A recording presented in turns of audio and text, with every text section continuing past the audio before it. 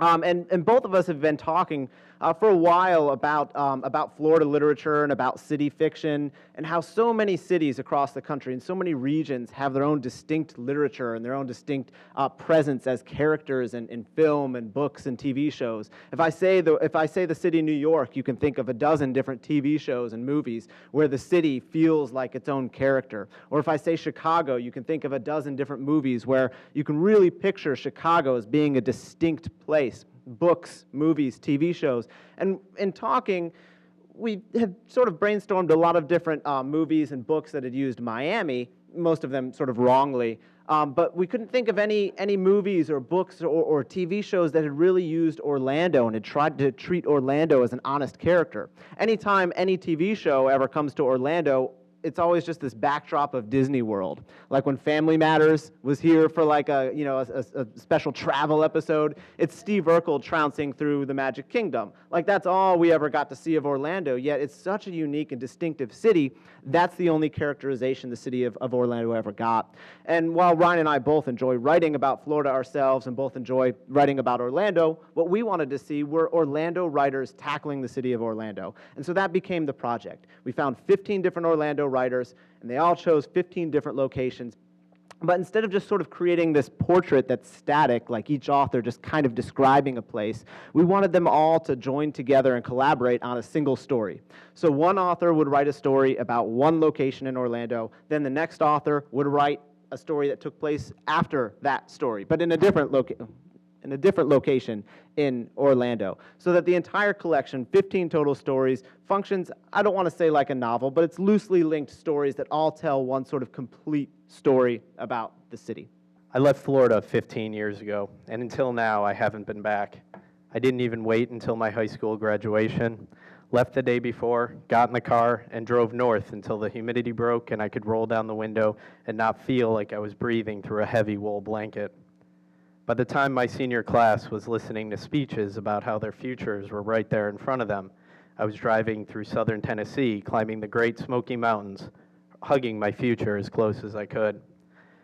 Presently, I have a 12-year-old son who's joined me on my return to Oviedo, a growing suburb to the northeast of Orlando, just far enough beyond the shadow of Mickey's ears not to be considered touristy, but still close enough to know that he's there, looming. Jack thinks the reason for this trip is to visit my brother Jim, Uncle Mad Dog to Jack. But that's not really the case. His mother, my wife for the time being, is having an affair with the neighbor. Though that would be disturbing enough if it was Paul or even Tina, their marriage is nothing to write home about. I'm sorry to say it wasn't. Instead, it was Brucey, Paul and Tina's 17-year-old son. Naturally, this is a volatile situation no 12-year-old boy should be a part of. My protective instincts kicked in and we hit the road. "What is that?" Jack asks, the bill of his baseball cap resting against the passenger side window. "A farm. The Duda family has owned land around here for a long time. Celery, lettuce." Jack rolls the window down as we drive by and he pokes his head into the blazing breeze. "It smells bad. Where are the oranges?" I want to explain to Jack that perception and reality are never the same. When I told him we were driving to Florida, he immediately thought about magic, happiness, the smell of oranges. The reality is that any magic that Oviedo once held has been drowned out by Walmart supercenters, Home Depots, expansive subdivisions. The only smell filling the car is exhaust. The perception was the same with my marriage, too. To the outside, it seemed as if Molly and I were magic. When we walked into a room, we brought with us a cool spring breeze, softly scented with the smell of citrus, mythical as Florida. The reality is that our marriage had been on a slow but gradual decline for some time. It was easy to convince people we were happy and in love.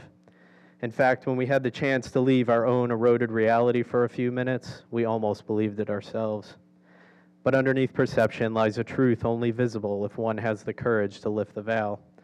Perhaps Molly's affair was a courageous act, finally lifting the veil and exposing everything we weren't. When I was your age, this road didn't exist, I say, as we pass a shopping center and an upscale sushi restaurant. I drive up Redbug Lake Road and approach Alafaya Trail. I smile at how small-town Florida these names are, how unbefitting to the current state of Oviedo. I'm reminded of Sunday morning breakfasts at the Townhouse Diner, afternoon swims out at the lake with Mad Dog. What I really want is for my son to learn everything about me before his veil is lifted too. It's only a matter of time before he has to deal with the shame of his mother, the failures of his father, the gross reality of who we are and what we've become. My only wish is to build as many perceptions of me into him as I can, a deep crevice drilled through the center of his reality, filled with romanticized stories of my youth. But it seems as if my past is crumbling along with my present. The old Albertsons grocery store, where as a child I rode the cart while my mother shopped, where I worked through high school, is now nothing more than a shell of what it once was. The Albertsons is gone. Its adjoining store is closed as well. The great white building, once a pearl of neighborhood commerce, is tainted and ashen, the parking lot littered with trash. The centerpiece of what was to become my son's perception of his father is now a bombed-out building caving in on itself. Dad, this is sad. It didn't used to be, I say, driving around to the side where I find graffiti slapdashed across the wall. I take Jack by the hand and we walk to the front entryway. I want to show him the parking spot where I unloaded a lady's grocery cart on my first day of work and took a $2 tip, not knowing that was strictly against company policy to do so. I want to show him the side door where, years later, I snuck cartons of cigarettes to a waiting friend who then sold them at high school, knowing full well that was against company policy. I want to take him inside the store behind the produce department and show him where I kissed my first girlfriend back in the 9th grade. Can we go over there, Jack asks, pointing to a shopping center on the other side of Alafaya Trail, one filled with shops, restaurants, and life. The windows are dusted and dirty, but it takes little effort to see inside the old Albertsons. The shelves are toppled against one another, piles of busted rock and twisted metal, littering what used to be the drug department. A newspaper floats past my feet, today's date and the headline Fountain Mystery, but it's come from somewhere else. The newspaper machines here are all empty. I used to work here, I say to my son. I'm sorry, he says, laughing, as he kicks an empty beer can against the wall. Dad, I'm hungry. Can we go? The Florida air feels thick in my throat. The cool AC of the car awaits, so I shuffle Jack back into the front seat. Where to now, he says. Good question. Thank you.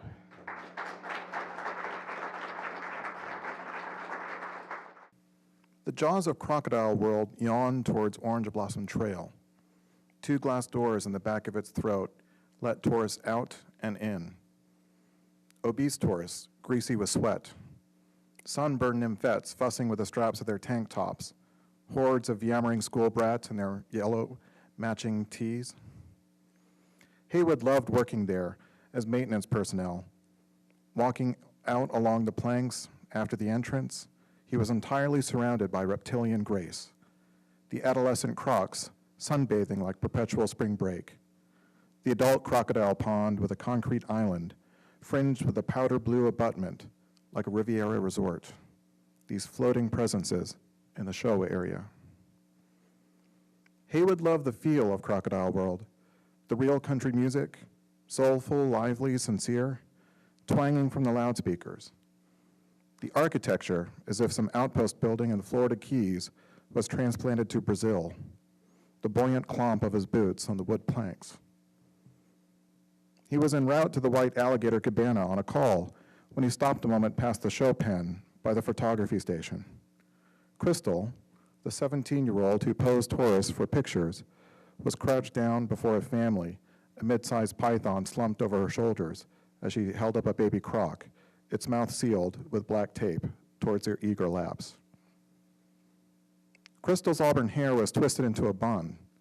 Beneath the swirls of the bottom fringes of her hair, over the curled U-shape of the serpent's middle, a skull tattoo grazed back at Haywood. He smiled, like always. The loudspeakers crackled, the good country music switching to the Deliverance banjo dual Devil Went Down to Georgia, Sweet Child of Mine mashup that signaled the start of the Crocky Chomperoo show. Tourists were suddenly crowding the fence like it was a Roman Colosseum. On a platform 200 feet above them, tourists who had paid their additional fees were strapping their helmets on, securing their face guards, weighing themselves on the scale.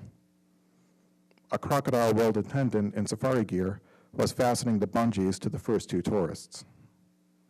In the stage area below, 2 attendants in loose bib overalls flung chicken carcasses into the water where a confusion of toothy snouts splashed. Out of there, Haywood walked to the footpath that was the traffic spine for most of the park, this sidewalk with undulating blue swirls painted down the middle, this wave spanning the whole length of the path. On the way, he looked a moment at the tiny baby crocs in the observation chamber, looking uncannily perfect, like sculptures among the roots. In the soil on the left side of the tank, the remnants of eggs that they had emerged from. "Yahoo!" screamed a tourist from afar, his cord going tight. Hayward clomped forward into the white gator cabana, a wooden hut with 4 glass enclosures. There were polished wooden floors for its rare inhabitants, flanked with ferns and fake trees. Behind, the floors were little pools with painted dioramas of swamps offering a distorted sense of depth, as if these alligators, found in Louisiana in the 1980s, were at home and not in claustrophobic captivity. The cabana sound system emitted groaning cicadas, twittering birds, and indigestive frogs. The bleached ridges of the alligator's unimaginably thick skin gleamed under the gentle lights. It was like getting to see a unicorn, special but sad. Their blue eyes barely blinked. Hayward set his tools down between the 2 far glass walls. He grabbed the bench's seat, which wobbled. With a ratchet and miniature flashlight, he lay on his back and squeezed underneath the seat. He could hear people walking inside the cabana, gasping with a slight sense of awe. He put the socket of the wrench around the bolts that held the seat in place and twisted them tight, each twist adding a little metallic wheezing echo to the ambience of the piped-in swamp sounds. Haywood could feel a headache coming on, the start of something intense, although now it only felt big and dull, like a tennis ball perpetually bouncing off his frontal lobe. He could hear footfalls going out, footfalls in. When Hayward slid out from the bench, he could see, through 2 angles of layered glass, long, pale, freckly legs, a dragon tattoo across an ankle bone, Crystal's auburn hair. "Oh, hi," she said. "Is the bench fixed?" "Yeah," said Hayward. "Can I sit there?" she asked. "I'm on break." "Be my guest," said Hayward, with an inviting swoop of his arm. Crystal flopped down, legs together, leaning back with her arms grabbing the back of the seat. Hayward put the ratchet back into his kit. He tried not to stare at her legs. Would it be creepy if he looked at her face? "I love it in here," she said. "Me too," said Hayward. He looked down at Crystal's face. Her eyes were hard as tears dripped down her cheeks. Hayward sat down next to her. "Hey," he said. "It's just," she said. "Woo-hoo!" went 2 distant tourists with a murky, wild doppling of echoes, and the applause of spectators sounded like rain. "Go on," said Hayward. "My boyfriend," said Crystal. "I just don't know if—" "Go on," said Hayward. "I don't know you very well," she said, leaning forward, scraping the tears from her face. "That is true," said Hayward, leaning back. "You are a rare gentleman, Hay," she said, and her lips grazed his cheek before she hustled out of the cabana. Every atom a perfection. Haywood stood up. His next call was the bathrooms backstage at the Croc Wrestling Show, but instead he turned left on the boardwalk leading to the breeding marsh. Behind him, over the brush, 2 more tourists let go of the platform and plummeted to the mouths of crocodiles as Axl Rose trilled like a siren. The marsh was the only place in Crocodile World where the crocs got to live in a real, if limited, environment. Here, the tall pines and the cicada songs were real. The sun beamed hotness onto the 200 yards of glinting pond. It was time. Haywood lifted himself onto the railing and stood upright. There were at least a dozen crocodiles in this water. In the shadow his body made, Hayward could see a school of carp swimming gently, gills flexing out, then in, near a 9-foot-long crocodile floating with its nose just atop the surface, and the most patient eyes he had ever seen. Haywood stepped forward, placing 1 foot on the safety extension of the fence, and then took 1 more step to see what would happen next. City living is a drug, he told her. Jobs and mortgages make you an addict, make you lose your edge. She'd lost her job and she never had a mortgage, but she'd always thought she had an edge. This morning, Jess heard someone walking along the trail a mile away. She smelled sugar in coffee and a fainter scent of soap.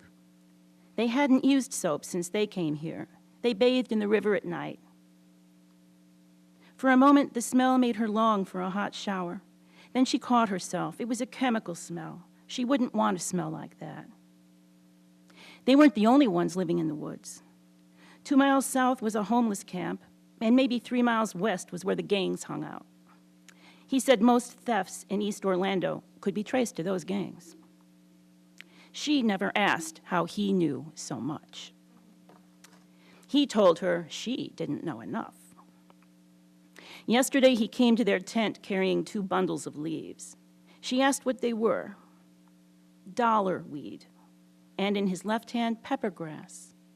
He said he was surprised she didn't know. He said she needed to learn the names of common things. For dinner, they ate dollar weed and peppergrass salad, seasoned with wild garlic and violets. Afterward, she told herself she wasn't hungry. Her clothes hung loosely now, but her muscles swelled from running and swimming. He taught her not to be afraid of snakes and gators, not to mind mosquito bites. She lost one fear after another, so fast that sometimes she wondered what had happened to herself, to the old Jess. Was she still living with the fears in downtown Orlando, working 9 to 5 and paying rent? Last week, they met a teenaged boy and girl walking off the trail. The boy asked how to get to the city. He told him, follow the trail. The girl said they'd run away from Cleveland. And where in Orlando could she get a pregnancy test? Jess said, any drugstore. He said, what difference would it make? The teenagers went back on the trail and headed west. He looked after them and said, they won't last long. They'd met a year ago at the Haven Lounge. She came with friends to hear the band. She was ordering vodka at the bar when he came up. You dance like nobody's business, he said. She waited, but he didn't ask her to dance or even ask her name. He went back to his table and watched her. Later, when she was leaving, he was waiting in the parking lot. He said, want to take a walk sometime? He wasn't her type, and she had a boyfriend, but she gave him her phone number. Most people came out to the trail to exercise or to appreciate nature in small, safe doses. They didn't come at night when the river went black. Through air thick with pollen, she watched a garish sunset. He'd been gone a long time. She never asked where he went or what he did. He always came back for dinner, and he usually brought food. In the fire pit, she lit the wood and cooked up broth from purslane, chickweed, and bracken fern mixed with river water. She stirred it with a stick, and when she tasted it, she wished she had salt. Then she reminded herself salt was a chemical, unhealthy, non-essential. She hugged her knees to her chest and waited. A bird made a sound, part sob, part scream. She'd never heard that one before. But it was spring now. New birds must have arrived. She knew the names of the winter birds. Later, he'd tell her what this one was called. The soup smelled green and savory. He wouldn't mind if she had some. But she wanted to share the ritual of dinner. She lit the kerosene lamp, and watching its yellow glow, felt a pang of loneliness so sharp it made her bend over, clutch the soft grass. Her mother had lit candles each night before dinner. That was her ritual. Rose, her mother, wasn't much of a cook, but she set the table with candles and cloth napkins and real china. Jess hadn't seen her mother in nearly a year. What would Rose make of him? Bushes being pushed aside, footfalls on the ground. Someone had stepped off the trail. It wasn't him. He'd never make that much noise. Someone was coming toward her. Maybe the lantern light caught his attention. She put out the light. She knew exactly what to do, but she felt weary. Better to wait a bit. Too much trouble to climb the tree. More bird cries. Was it an owl? Her old self had been afraid of owls. Her sister told her about an owl who picked out people's eyes. Was that a fairy tale? Out in the dark, someone coughed. She made herself move to the tree, grab the spike he'd driven into the trunk, pull herself up. Its trunk smelled like burnt toast, and a shard of bark scraped her elbow as she climbed. He told her what kind of tree it was. He chose their campsite because of the tree, called it their home security system. Once she made it to the fork, she'd be hidden by leaves. Something bit her forearm. He'd told her, stop saying something. Listen to yourself. I saw something, or something's swimming in the river. Learn the names. Once she climbed high enough, once she was hidden, she would have time to find out how deep the scratch, how large the bite. She'd have time to assess the damage and the danger. Time to try to remember the names. To be continued.